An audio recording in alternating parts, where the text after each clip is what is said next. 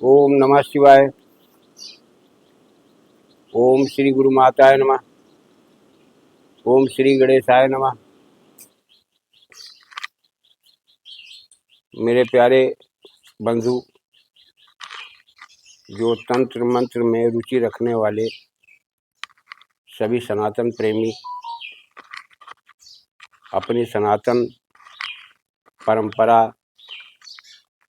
और पराविज्ञान को समझने वाले, उनकी समझ रखने वाले सभी अपने हिंदू हृदय सम्राट प्रबुद्ध प्राणियों को मेरा नमस्कार। आज एक मंत्र मैं दे रहा हूँ, ये शरीर रक्षा का है, लेकिन एक काज दो पंथ। इस मंत्र की विशेषता यह है कि एक काज दो पंथ। हाँ, एक चीज अवश्य है कि इसमें मेहनत है, आपको मेहनत करनी पड़ेगी। अगर आप मेहनत कर ले जाते हो तो ये उम्मीद करो कि सब कुछ तुम्हारे सारे कार्य सफल होंगे। कहीं आपको नीचा देखने का नंबर नहीं आएगा। एक बार इस विचार को ध्यान में रखते हुए यह प्रयोग करो। जैसे ये प्रयोग 21 दिन का है, 22वें दिन इस प्रयोग का हक दिया जाता है। इसमें हवन जरूरी नहीं होता है। इसमें 22वें दिन आपको स्मशान में रात्रि में जाकर के हक देना पड़ेगा, और तुम्हारे इसी मंत्र से तुम किसी को भी सुरक्षित कर सकते हो, अपने परिवार को सुरक्षित कर सकते हो, अपने को सुरक्षित कर सकते हो। लेकिन होता क्या है, कुछ सिद्धांत ऐसे होते हैं कि जिनके बारे में साधना करने वाले अच्छे अच्छे साधकों को भी ज्ञान है, लेकिन वो कभी भी समाज के सामने उसका प्रदर्शन नहीं करते, क्योंकि गूढ़ रहस्य है। जैसे आप सामने वाले को सुरक्षित करना चाहते हो और सुरक्षा का कोई मंत्र का आपने पाठ किया तो डायरेक्ट मुंह उठाकर फूंक मार दिया। ऐसे नहीं होता है। जीवन में याद रखो, जब भी किसी के ऊपर फूंक मारना है तो दोनों हाथ ऐसे करो, सामने ऐसे मार दो। अब तुम्हारे हाथों से टच हो करके वो मंत्र जब चलता है, वो ऊर्जान्वित हो करके जब उसकी ऊर्जा सामने प्रवाह होती है तो तुम भी सुरक्षित हो गए, वो भी सुरक्षित हो गया। तरीका ये है, ये तुम्हें कोई नहीं बताएगा। अरे पहले सुरक्षा अपनी स्वयं की करो।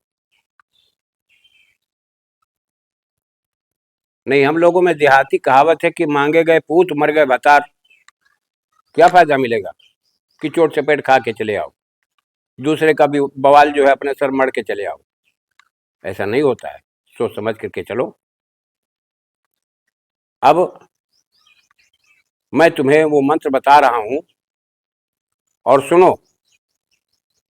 इसीलिए मैं बोल देता हूं कि मेरे मंत्र प्रमाणिक होते हैं।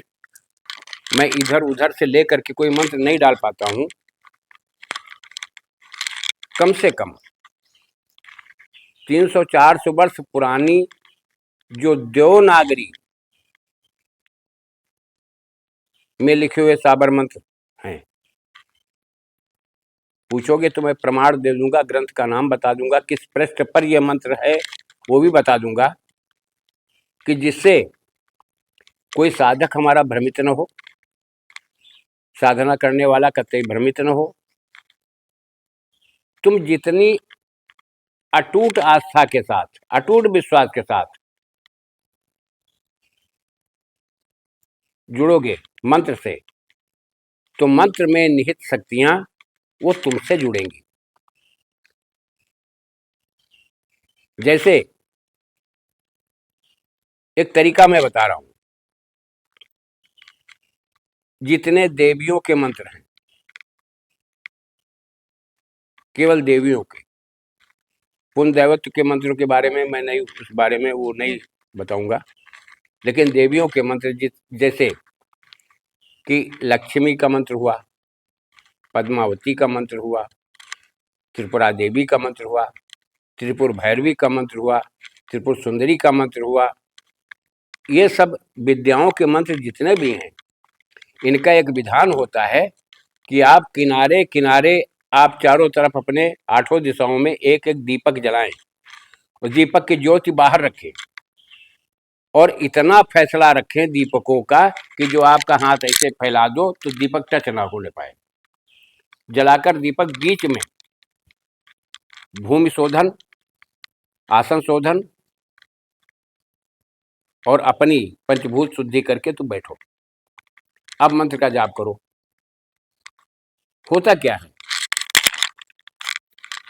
जब इस तरह से करोगे तो आप विचलित नहीं हो पाओगे, आपका मन एकाग्र हो जाएगा। पहली चीज, जिस शक्ति को आप आवाहन कर रहे हो, बुलाना चाहते हो, वो जल्दी ही बहुत शीघ्र आकर्षित करेगी। तीसरी चीज, अब होता क्या है कि बाहर बाहर तो ज्योति जल रही, वो अग्नि है, 8 दिशाओं में तो तुमने अग्नि को स्थापित कर दिया है, ज्योति को स्थापित कर दिया है। अब गलत एनर्जी अंदर नहीं आ पाएगी, जिसको तुम बुला रहे हो वही एनर्जी तुम्हारे आकर के, अब पहले सोचो, विचार करो कि तुम्हारी बॉडी, तुम्हारा शरीर उस शक्ति को एग्जॉर्ब करेगा, बाहर की शक्ति तुम्हें नहीं एग्जॉर्ब करेगी, बल्कि जो ऊर्जा आ रही है उसको तुम्हारी बॉडी एग्जॉर्ब करेगी। सिद्धांत ये होता है। जितने भी उन्नत कारक प्रयोग होते हैं, ये सब गुप्त रहस्य है, आज मैंने इस वीडियो में खोल दिया, करके देखो एक बार। लेकिन चलिए, अब मैं अपने असली मुद्दे पर आ रहा हूं। ये मंत्र जो है, एक मंत्र दो काज, ये शरीर सुरक्षा का मंत्र है। और मंत्र भी इस प्रकार है: बार राखे बारिका, शीश राखे सोखावीर, नाड़ी राखे नाहरवीर, कपाल राखे जोगनी, आगा राखे इंद्र सिंह, पाछा राखे भीम सिंह, 12 कोस अगाड़ी राख, 12 कोस पिछाड़ी राख, तू जो कहे गौरा मेरा प्रण न राखे, तो गौरा पार्वती महादेव की आन। ये मंत्र है। अब इसमें एक नहीं, पहले आप गौर कीजिए, 7 शक्तियां साथ में चलती हैं, और ध्यान देते रहना। 108 माला प्रतिदिन तुम 2 वक्तों में करो, ये तुम्हारे ऊपर निर्भर है। 108 माला का प्रतिदिन जाप होगा 21 दिन।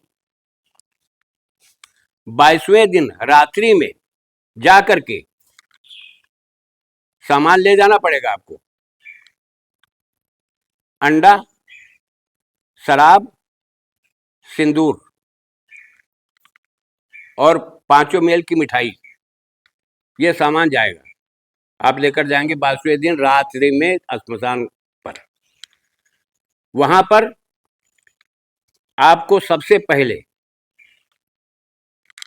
बारका देव के नाम से देना पड़ेगा, फिर नाहर सिंह वीर के नाम से देना पड़ेगा, फिर सोखा वीर के नाम से देना पड़ेगा, अलग अलग, फिर योगिनी के नाम से सिंदूर देना पड़ेगा, नींबू देना पड़ेगा, शराब देनी पड़ेगी। और इसमें जो है, जितने भी ये देवता हैं, देव हैं, वीर हैं, इनको शराब और अंडा ये देना पड़ेगा। और भीम सिंह, इंद्र सिंह के नाम से 7 प्रकार की मिठाई, और अंत में उड़द के बड़े और शराब देनी पड़ेगी। यह सामान एकत्रित करके आपको ले जाना पड़ेगा, कि जिससे बार बार वहां से भागदौड़ करनी न पड़े। सब सामान कायदे से, सब सुरक्षित ढंग से आप ले जाइए 22वें दिन रात्रि में। अब यहाँ पर एक दिक्कत हो रही, ये मैं पहले ही बता दे रहा हूँ, हम कह नहीं सकते कि कौन सी शक्ति उस समय हक लेना, ये इसको कहते हैं हक देना। जब ये भोग दे रहे हो तो इसको हम लोग कहते हैं हक देना। तो सभी का हक अलग अलग नामों से दिया जाएगा, और जब हक अलग अलग नामों से दिया जाएगा तो कहा नहीं जा सकता कि कौन से शक्ति सामने प्रकट होकर के तुमसे हक ले ले, और नहीं भी लेती है फिर भी इतना विश्वास रखो कि लौट करके आकर के घर के ऊपर अगर तुमने आहुति दे ली, पहले तो मेहनत है, उसके बाद केवल 108 बार मंत्र का जाप करते हुए गुग्गुल लुबान की धुनी दे दो और हाथ जोड़ के प्रार्थना कर लो कि हमारा फला व्यक्ति से ये काम है, लेकिन जायज, उचित, गलत चीज नहीं। आप कह दो, इन सबका जिम्मेदारी बनता है कि वो तुम्हारे कार्य को सिद्ध कर देंगे। ये है शरीर रक्षा का, लेकिन इसमें गुप्त रहस्य जो छिपा हुआ है उस बात को जान लो कि ये मंत्र चलता है, इसके देवता चलते हैं, काम करते हैं। तुम अपने भक्तों का देवता कोई बुरा नहीं होता है। हम बुरे हो सकते हैं, अपनी जरूरत के लिए गलत सलत चीजें देवता को अपने अर्पण कर देते हैं। जिसकी हम पूजा करते हैं उसी को गलत रास्ते पर डाल देते हैं। जिसकी हम पूजा करते हैं हमको नहीं अच्छा लगता है, लेकिन हम उसको देते हैं। क्यों भाई? ये कहाँ का सिद्धांत है? तुम उसको अपने मुताबिक ढालो, प्रार्थना करते रहो, प्रार्थना करते रहो कि हम इस योग्य नहीं है, वो कृपा कर जाएगा।